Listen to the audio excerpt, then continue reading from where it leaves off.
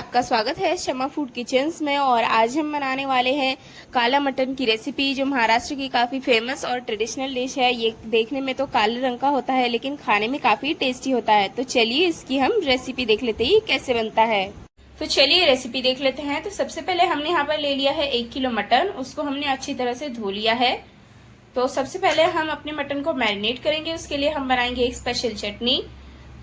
तो यहाँ पर हमने ले ली है 10-12 लहसुन की कलियां, और फिर हमने यहाँ पर ले ली है 4-5 हरी मिर्चें और धनिया ले लिया है, और यहाँ पर हमने ले लिए है अदरक के टुकड़े। तो चलिए इसकी चटनी पीस लेते हैं।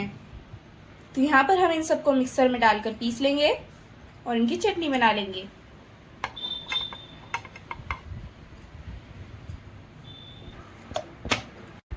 तो अब हम इसमें सबसे पहले मैरिनेशन करने के लिए डालेंगे जो हमने मसाला पीसा है।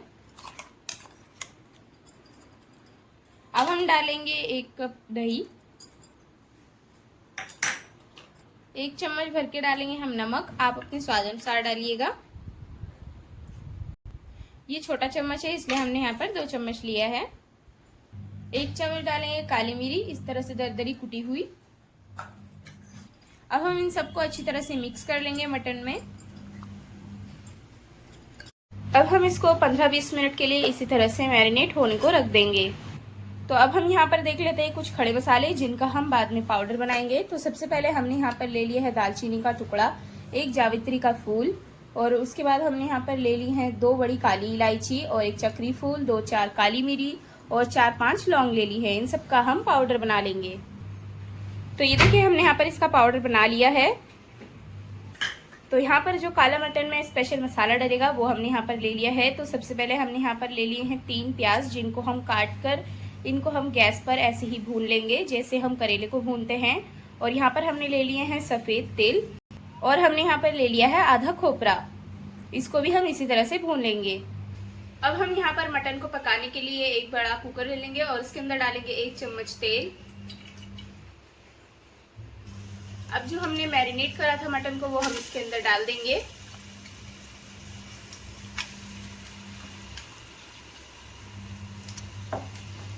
तो यहाँ पर हम 1.5 गिलास पानी डाल देंगे और इसको हम ढक्कन बंद करके इसको 1 सीटी आने तक पकाने को रख देंगे। आप चाहें तो ज़्यादा पानी भी डाल सकते हैं और कम पानी भी डाल सकते हैं।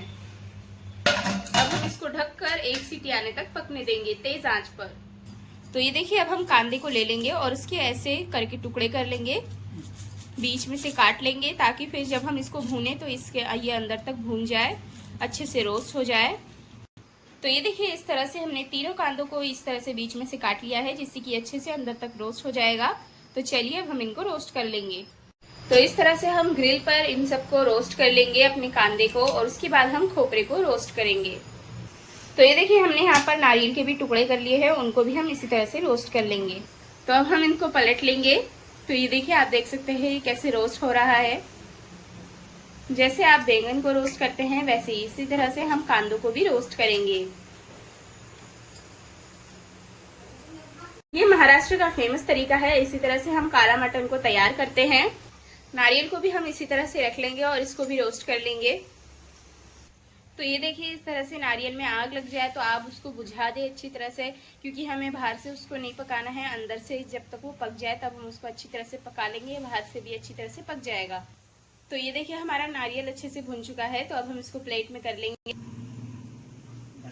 अब हम कांदे को भी एक प्लेट में निकाल लेंगे, ये भी रोस्ट हो चुका है अच्छी तरह से। अब हम इन सबको अच्छी तरह से ठंडा कर लेंगे और ठंडा करने के बाद हम इसको ग्राइंडर में पीस लेंगे।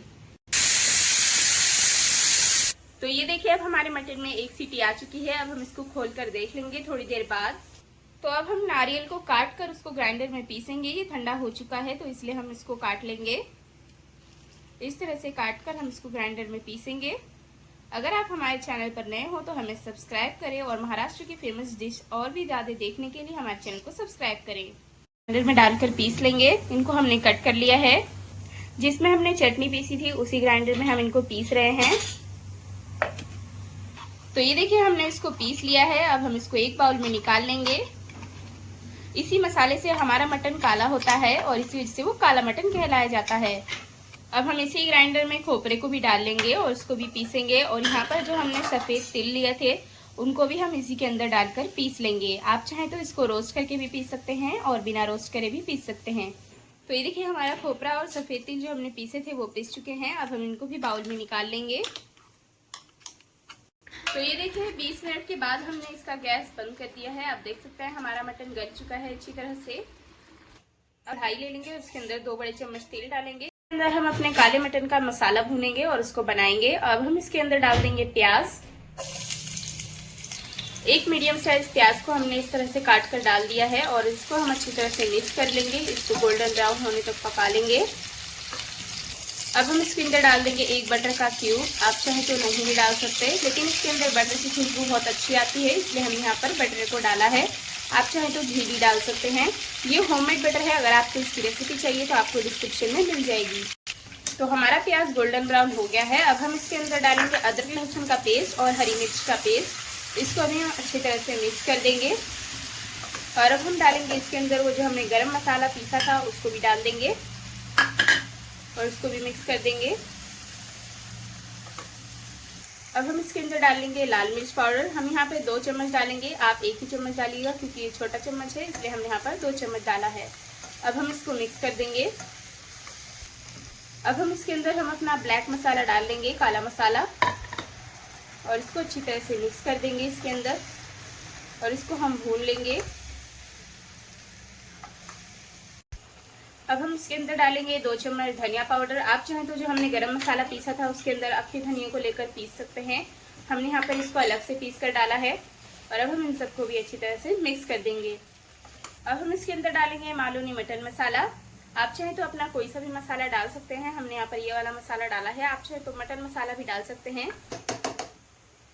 इस मसाले की खुशबू इसके अंदर बहुत अच्छी आती है और टेस्ट में भी ये काफ़ी अच्छा होता है, इसलिए हमने ये वाला मसाला डाला है।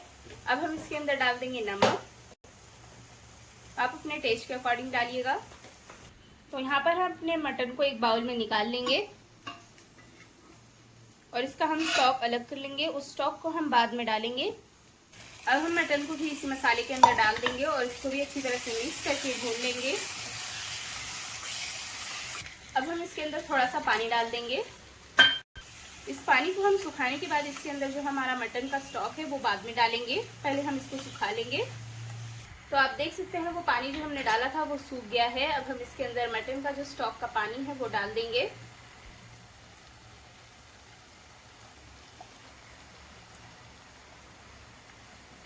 आपको भी स्टॉक का पानी फेंकना नहीं है, वो इसके अंदर डालना है।